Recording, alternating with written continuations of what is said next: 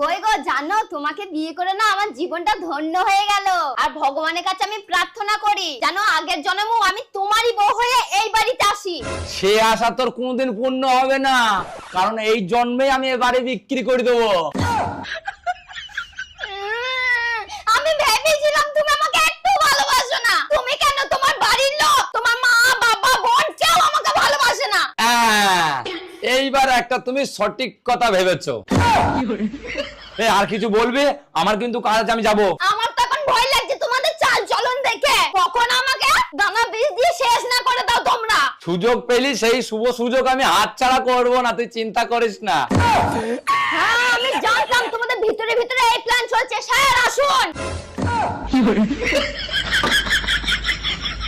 হ্যাঁ, আপনাকে আমি বলেছিলাম না যে আমার স্বামী আমাকে মারার প্ল্যান করছে, দেখেছেন আজকে ওর নিজের মুখে স্বীকার করলো। হ্যাঁ, আমি তো নিজের